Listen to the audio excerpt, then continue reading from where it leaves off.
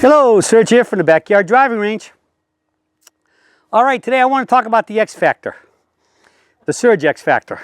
Not the X Factor in terms of how the rotational swing came into existence, meaning that if you stood up to a ball, and this is your aiming line, which I'm going to put at the target, being the camera, and then I'm going to put this parallel left toe line for my feet, toes, for my toes, knees, hips, shoulders, and eyes, which you always hear me talk about that when I'm talking about alignment. So I'm going to just move this a little bit more here.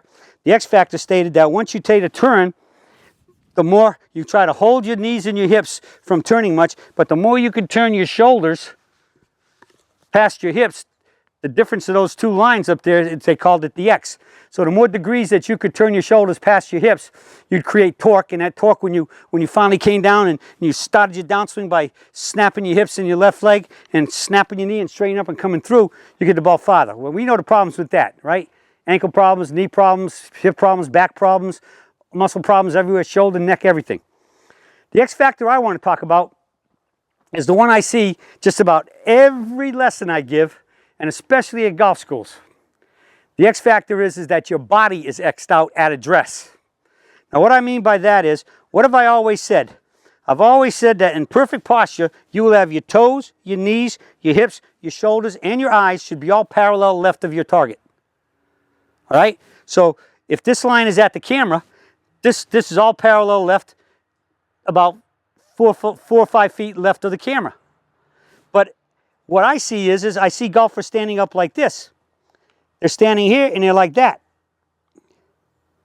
First off, they're probably more like this, meaning their feet are not parallel left. They're out there to the right, in baseball terms, out there in right field, or right of right field, and the shoulders are this way.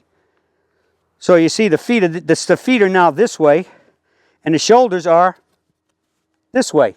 And it's obviously seen by the back arm is always higher than the front arm. Where what do I call the master setup position?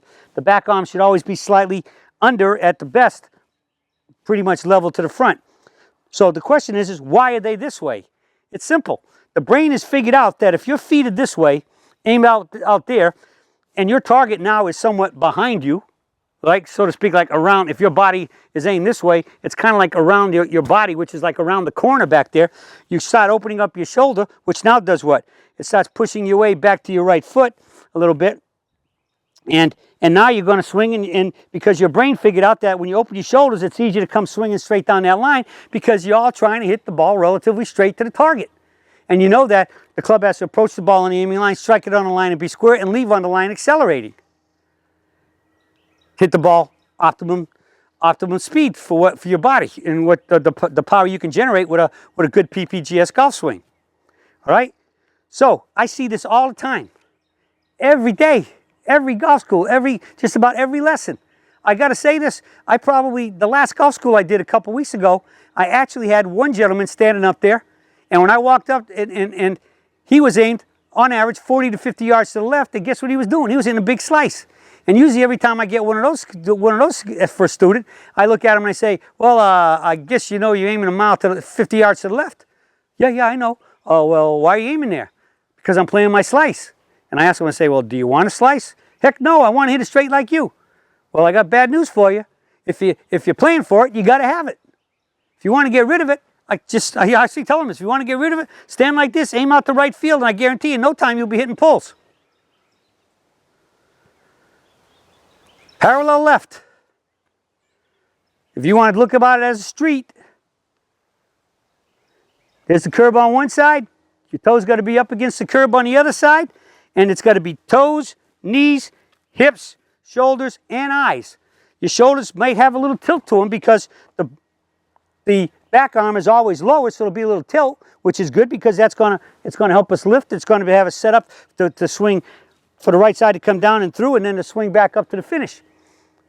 But the biggest thing to just check out is that if you can look down and you can see this arm is straighter than this arm and higher than this arm, in other words, closer to the ball way closer to the ball than this arm, then you need to get back in more like this, where they're both about possibly even, at least equal to the distance from the ball, which will have the left shoulder and the right shoulder pretty much equidistant. But here, everything right side is way closer than left side.